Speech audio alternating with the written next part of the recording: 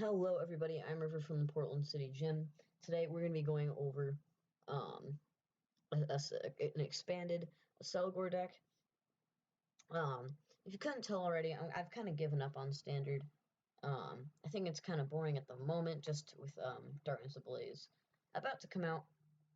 Once it comes out, maybe I'll do some more Standard stuff, but actually, no, probably once the new, what's it called? Like Vivid Voltage. Once all the cards from that set get released, then I won't be bored.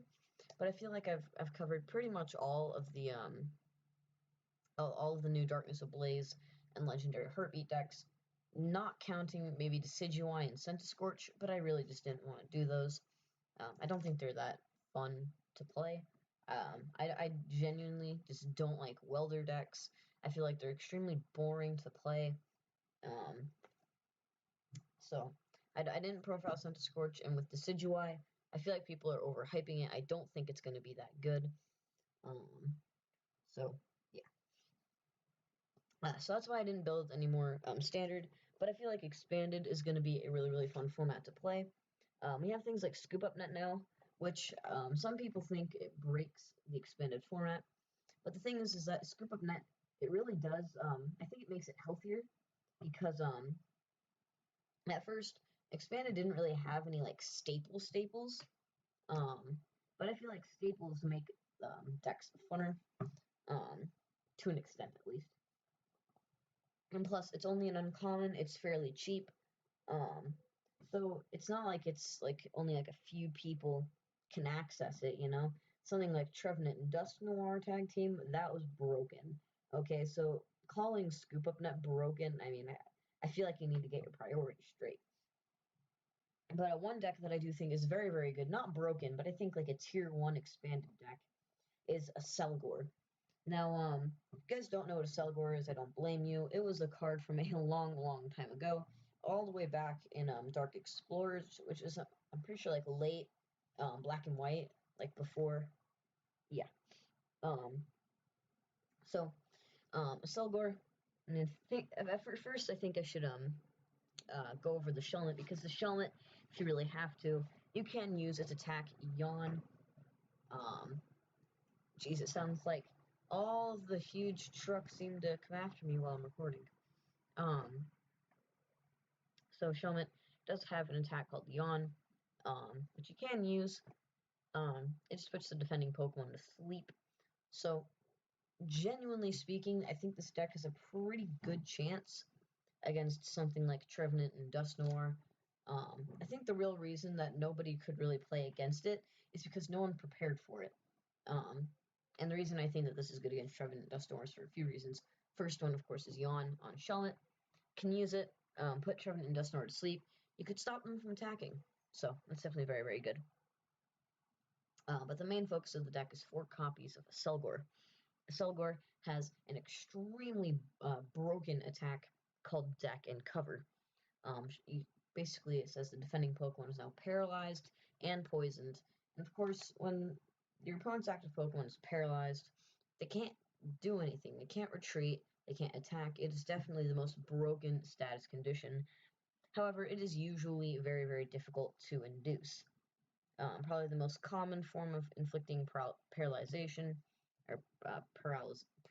I don't know. It's usually seen on different like evolving effects. Like there's a Pikachu or Raichu in Burning Shadows, where if you evolved Pikachu into Raichu, it would paralyze your opponent's active. Also, I'm pretty sure a Dustox that was used in Shock Lock. Basically, you evolved it, and your opponent's Pokemon active would be poisoned and paralyzed as well.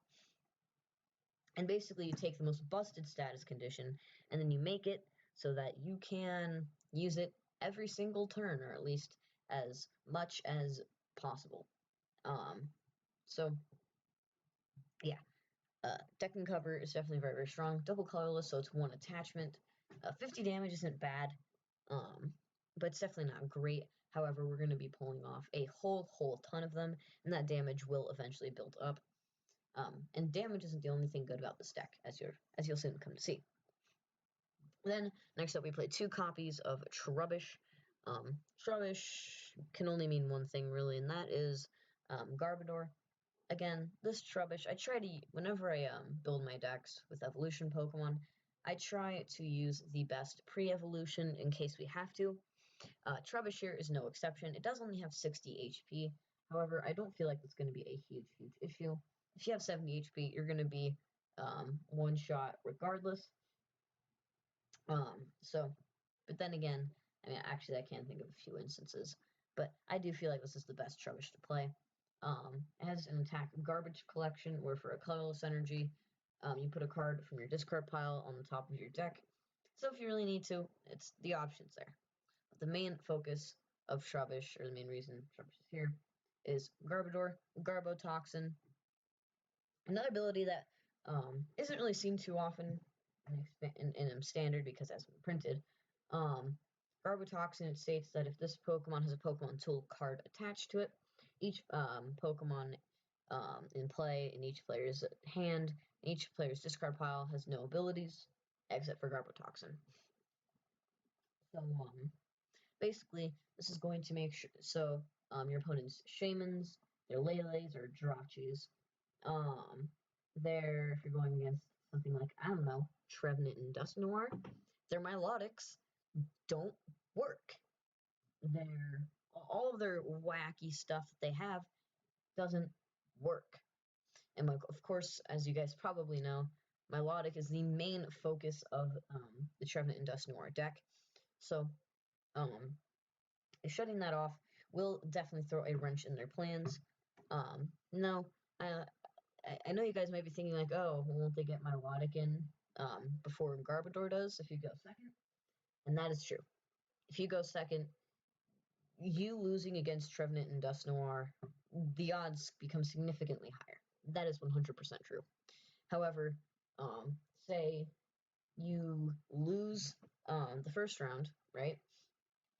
You lose the first round, and then you choose to go first the next. And then you'll probably end up winning that, let's be honest here. And then the third round, you're going to have to get lucky. It's a 50-50 shot, really. Because say, even if you win the first game, you will then your opponent will choose to go first, and then you're going to have to go from there. Doesn't really matter when you lose. You're probably going to end up losing once because, it's a best of 3. So really what matters here is going first 2 out of the 3 games. You're always going to have 3 games against Trevnoir. It's really unavoidable. But once you if you're able to go first 2 out of those 3 games, you win. It's that simple. We play so much draw, so much search, so much just digging in general. It's almost impossible to not get a Garbodor as soon as possible. So you can shut that off. You shut off your opponent's entire game, basically. So Garbodor, I think, is going to be a very, very strong contender to counter the infamous Trevnoir, which I am expecting a lot of. After Garbodor, we play 3 copies of Shaymin EX. You may think it gets in the way, but really, not really.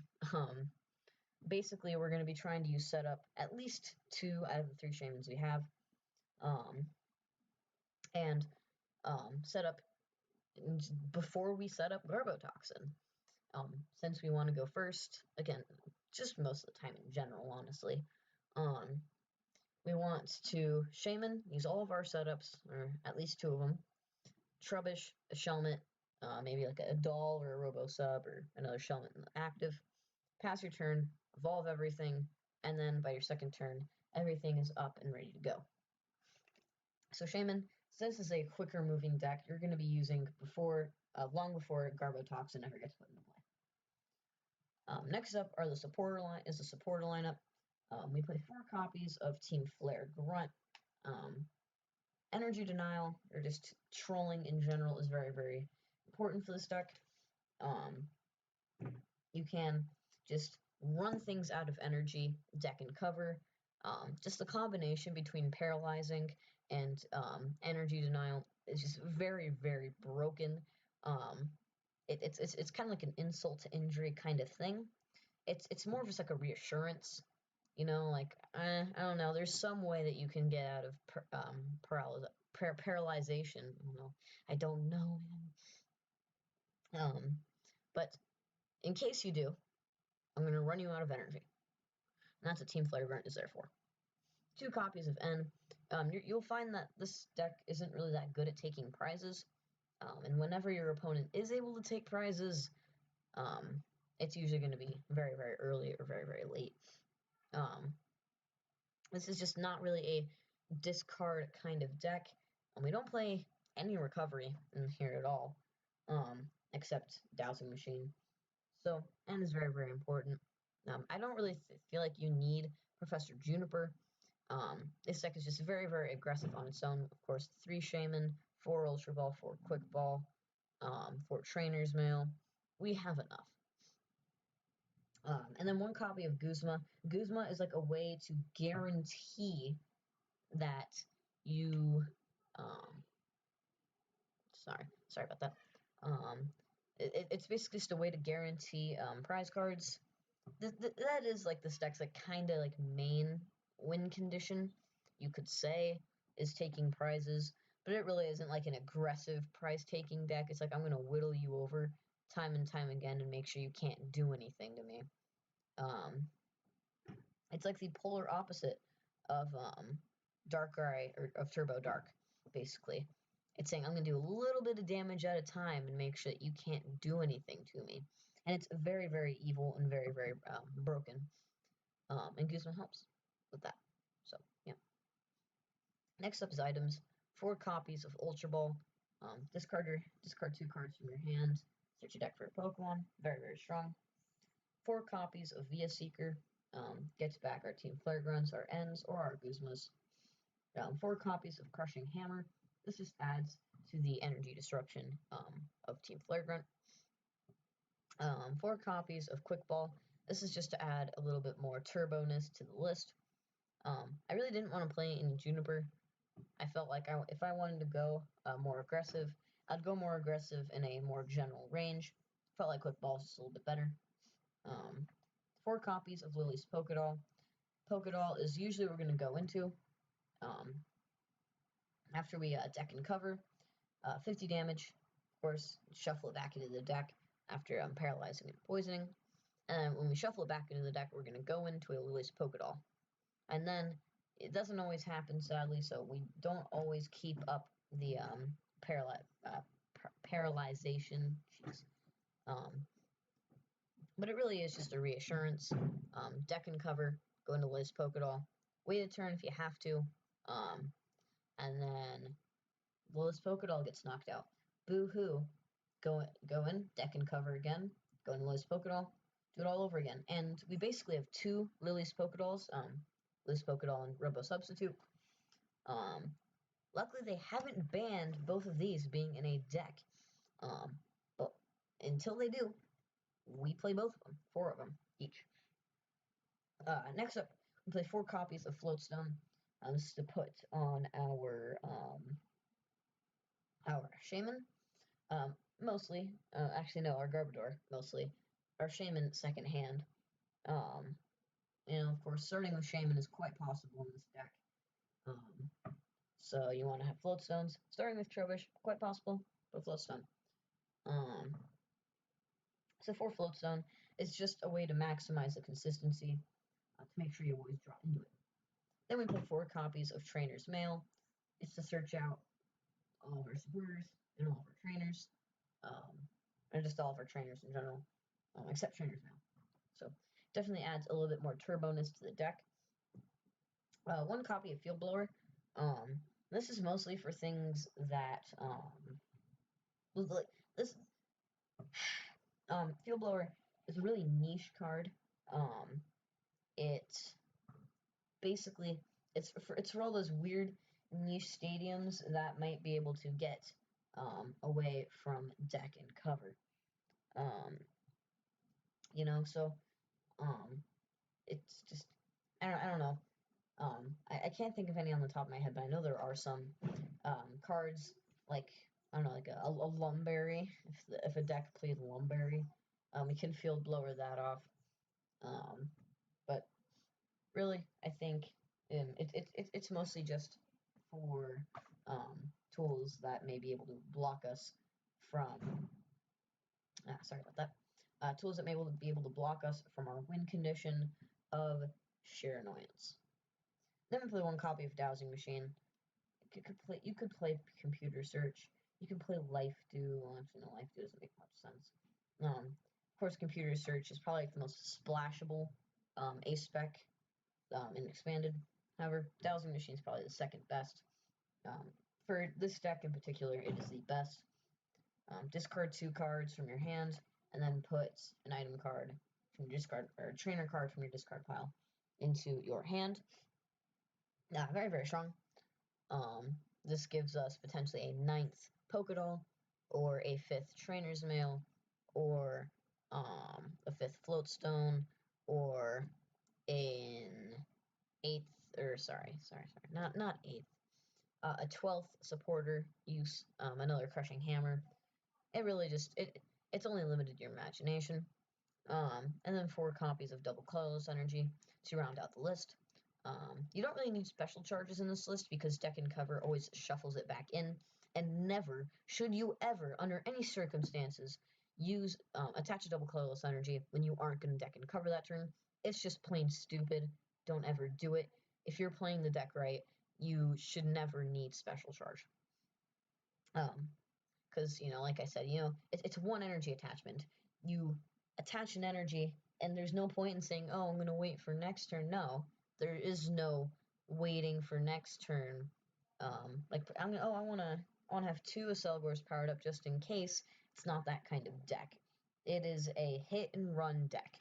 You attach a Double Colorless, run, dull, and then it's not like you're going to place 2 Double Colorless Energies on the board, because that is just a bad use of resources. Playing the deck smart, you don't need special charge. Maybe like if you're going against Mill, but that's the only real situation I can see that in. But even then, Mill gets significantly weaker from Billabong Bryson Man ban. Or is it banned and expanded? I don't know. I have to double check that. But anyway, that's the list. Definitely very, very annoying. One list that has seen some popularity is the Accelgor Trevenant list. For those who don't know what Trevenant does, basically, it's a mediocre Pokemon all around, but its ability says that when it's in the active spot, your opponent can't play any item cards, so you deck and cover, and then go into Trevenant. However, I hate that concept, because then you're giving up prizes, and it gives your opponent a chance to win. I like the Doll Stall more, because then it really just denies your opponent prizes. It leaves no openings, and all for what? So that you're more trolly. Woo, you can't play item cards. What are you gonna do? Yeah, sure, it stops floats. It's no, even floatstones can't get past paralyzation. God, I hate that word. Like, it stops your opponent from playing Switch. Escape rope? I don't know. It's kind of useless. I like the doll version a lot more. Trevenant just it leaves weaknesses, and like, if you don't evolve into Trevenant, what are you gonna do? Just like, oh, well, guess I'm just gonna get donked next turn. Guess I'll just bench it, promote my shaman and hope. No, I'm sorry, that's stupid. And I mean, it's not like Trevenant shouldn't be going in the active 100% of the time. No, Trevenant's there to be in the active spot after deck and cover. So it's not like you're going to play a mix between that and dolls, because it makes absolutely no freaking sense. I'm sorry. I'm a little passionate on the subject. I really don't like the Trevenant build. It's really bad. Clunky. Maybe there's something I don't understand about it, but I highly doubt that. Anyway, thank you all for watching. As always, definitely subscribe and share with your friends. This channel is actually growing at a pretty steady rate for the way YouTube is. So yeah, definitely subscribe, like, comment, interact with the video. dislike it. I don't care. And definitely share with your friends because that pumps us up. And then that gives us better numbers, and better numbers are always good. So, as always, this is River from the Portland City Gym signing out.